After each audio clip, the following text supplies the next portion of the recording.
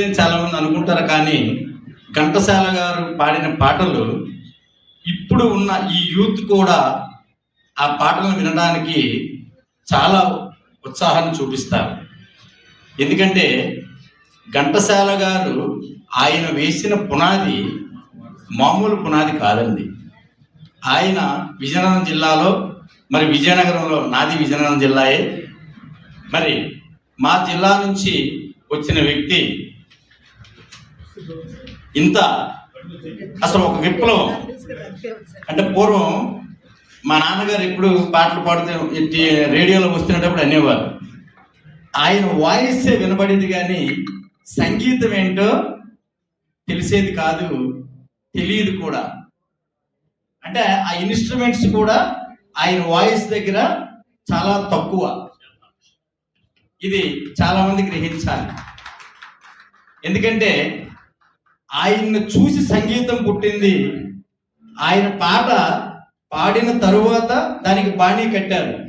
ఇప్పుడు ఏం చేస్తున్నాము, బాణీ ఒకవైపు నుంచి కడుతున్నారు, పాట పాడుతున్నారు, రెండు మిక్స్ చేస్తున్నారు. ఇప్పుడు ఒక నిర్మాతగా నాకు తెలుసు కాబట్టి చెప్తున్నా. మరి ఆ రోజు ఘంటసాల గారు పాడిన పాటకు మాత్రమే మ్యూజిక్ ఇచ్చేవారు. ఇది మరి ఆయనకే చెల్లింది. మరి ఆయన గురించి మాట్లాడాలంటే మనకు ఆ స్థాయి కానీ ఆ యొక్క అర్హత కానీ లేదని నేను అనుకుంటున్నా. ఎందుకంటే మరి ఆయన నాకు తెలిసేటప్పటికే ఆయన పరమపదించారు. మరి ఆయన పాటల ద్వారా ఆయన ఇంకా ఎన్ని సంవత్సరాలైనా మన మధ్యలో ఆయన ఉంటారు. మరి అలాంటి ఘంటసాల గారి వర్ధంతి రోజున మరి మొన్న జయంతి సందర్భంగా ఆ విగ్రహానికి పూలమాల వేసే అదృష్టాన్ని మా అబ్బాయికి వచ్చింది. నేను ఆ రోజు రాలేకపోయాను. మరి ఈ సభముఖంగా ఎన్నోసార్లు చెప్తాం అనుకున్నాను, ఇప్పుడు కూడా చెప్తున్నా. ఆ విగ్రహానికి గవర్నమెంట్ వారు కానీ మనకు అవకాశం ఇస్తే అక్కడ ఒక షెల్టర్ ఏర్పాటు చేయాలి. విగ్రహాలు బీచ్ రోడ్లో ఉన్న విగ్రహాలన్నీ కూడా యథాతథంగా ఉండాలి. ఘంటసాల విగ్రహానికి మిగతా విగ్రహాలన్నిటికీ కూడా ఆ షెల్టర్స్ ఏవైతే ఉన్నాయో ఆ అవకాశం ఇస్తే ఆ షెల్టర్స్, మహానుభావుల షెల్టర్స్ అన్నీ కూడా మా యొక్క చారిటబుల్ ట్రస్ట్ ద్వారా నేను నిర్మించాలని నేను నిర్ణయం తీసుకోవడం జరిగింది. ఎందుకంటే దయచేసి ప్రభుత్వ పెద్దలకి, నేను ఆ ప్రభుత్వంలో ఉన్నాను, ప్రభుత్వ పెద్దలకి చెప్పేది ఏంటంటే, విగ్రహాలని ఆ నోట ఈ నోట వింటున్నా నేను. అంటే విగ్రహాలు తొలగించి ఇంకో చోట పెట్టి అక్కడ ఏదైనా ఒక మంచి హోటల్లో ఏదో తీసుకొద్దామని చెప్పని ప్లానింగ్ సేవ జరుగుతున్నట్టు ఆ నోట ఈ నోట వినడం జరుగుతుంది. దయచేసి అలాంటి పని చేయొద్దు.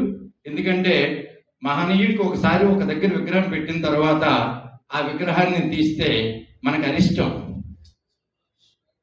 అది గ్రహించాలి. మరి విశాఖపట్నం ఉత్తరాంధ్ర, విశాఖపట్నం అనే దానికంటే ఉత్తరాంధ్ర అంటాం. ఉత్తరాంధ్ర కళలకు నిలయం. మరి అలాంటి ఉత్తరాంధ్రలో ఘంటసాల గారి విగ్రహాన్ని అక్కడే ఉంచాలని మరొక్కసారి మన కరతాల ధ్వనులతో ఆ ప్రభుత్వాన్ని వినిపించేటట్టుగా ఒక్కసారి క్లాప్స్ కొట్టండి. మరి ఈరోజు ఈ యొక్క సందర్భంలో కళామిత్ర మరి కళాభూజ అవార్డు నాకు ఇచ్చింది మన కళామతల్లి ముద్దు బిడ్డలే. మరి ఈరోజు కళామిత్ర బిరుదును కూడా నాకు ఇవ్వడం జరిగింది. మరి కళలకు మరి నేను చేస్తున్న సేవ ఏంటనేది నాకు ఇంకా పూర్తిగా నాకు తనివి తీరలేదు.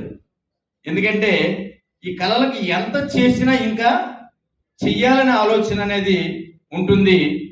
కళాకారుల ఐక్యత ఎప్పుడైతే ఉంటుందో ఆ ఐక్యత ద్వారా కళామ తల్లికి ఈ విశాఖపట్నంలో ఇలాంటి ప్రైవేట్ హాల్స్ కాకుండా కళలకు సంబంధించిన ఆడిటోరియాన్ని కళాకారుల ద్వారా నిర్మించాలని ఒక నిర్ణయాన్ని తీసుకోవడం జరిగింది.